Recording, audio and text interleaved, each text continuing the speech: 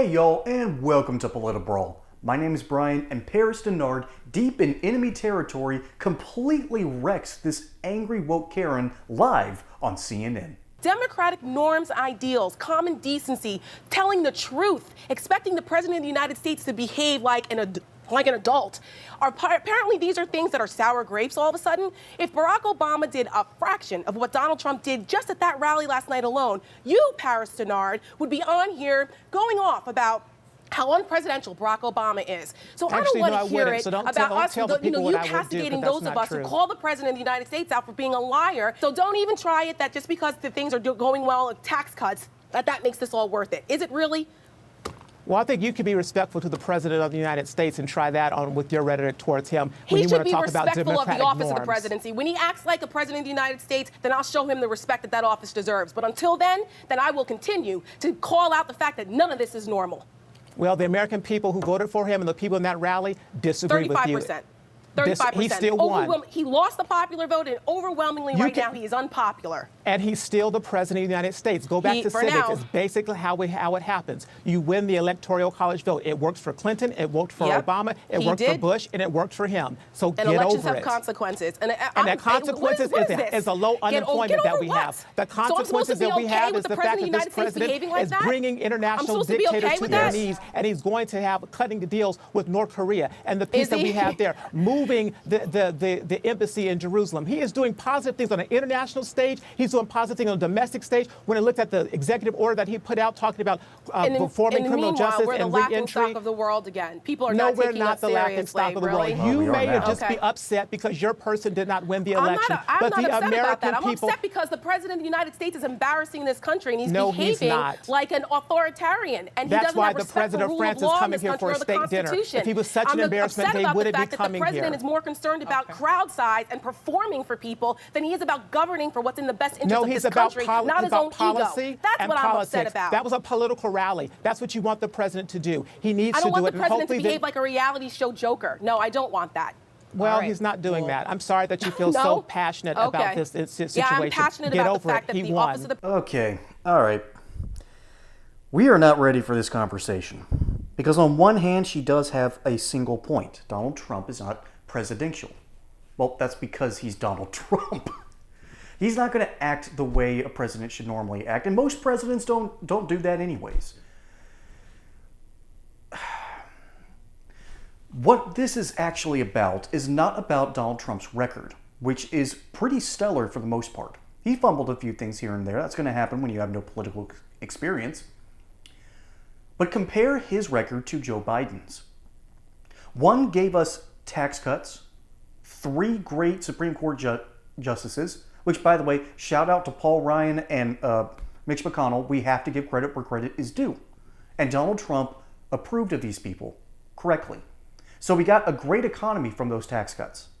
He was cutting red tape with a chainsaw. Hey, y'all, I just wanted to give a shout out to my friends over at Colonial Metals Group. Their experts understand exactly what they're doing with gold, silver, and other precious metals, unlike our current leadership, which is giving us rampant inflation, terrible Federal Reserve policies, a president that doesn't know what planet he's on, and, of course, an out-of-control Congress that won't stop spending. We have to figure out ways to keep our wealth safe. And the best way to do that is to go over to my friends at Colonial Metals Group, because their experts can help you diversify your portfolio, and they've got an amazing offer for first-time accounts. Free gold, silver IRA accounts, insured storage for 5 years, up to $7,500 in silver delivered directly to your home, and a safe to keep all that stuff in. So go over regardless and see what they can do for you and protect your wealth and your future today.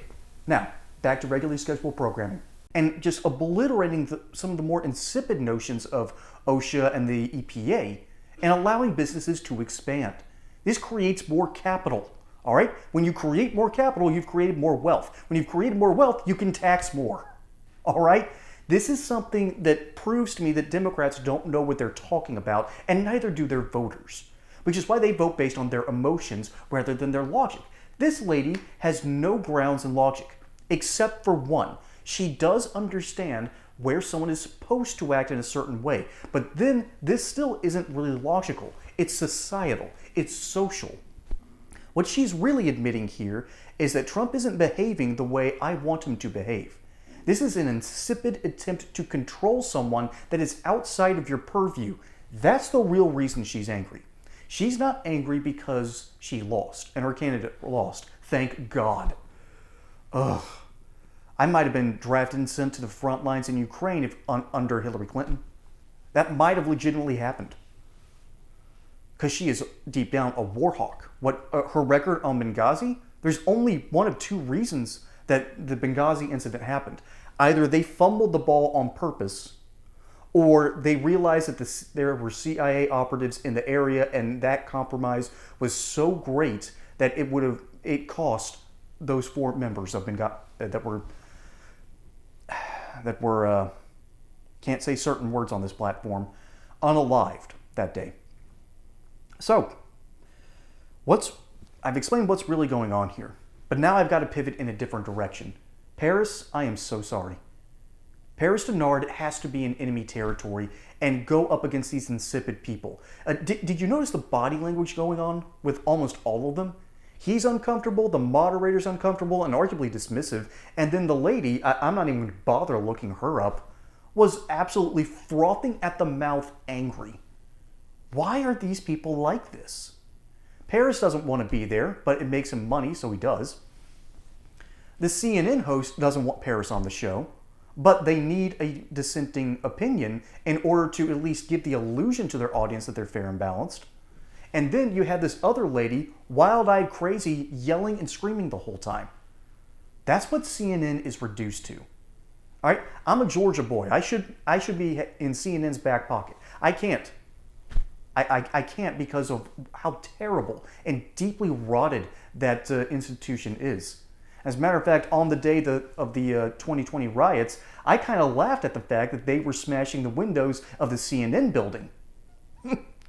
It's just funny to think about that the people who have pushed their illusions and delusions for so long were the first people to pay the price.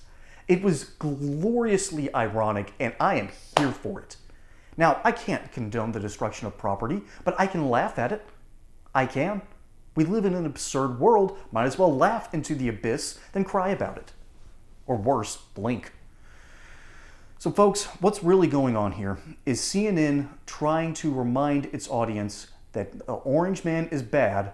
He needs to be doing things that you approve of, and if he doesn't, you need to vote against him. They are quite literally pushing propaganda onto its people and calling it journalism. It is ugly, it is disgusting, and is a perversion of what journalists are supposed to be doing.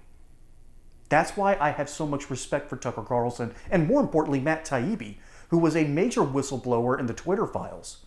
CNN's never going to have him on again, despite the fact that he used to be a very left-leaning journalist who does not like the systems of authority. But folks, I'm here to tell you that the right wing and the libertarian left wing are joining hands because they realize there is a common enemy that seeks to destroy them both. And that is this authoritarian centrism that the Democrats seem to espouse right now. It is a disgusting thing that can lead us into a totalitarian nightmare. We're not in 1984, but we are in Fahrenheit 451. And it is perpetuated mainly by these conglomerates like CNN. So folks, be careful out there. That the reality of our situation is dire.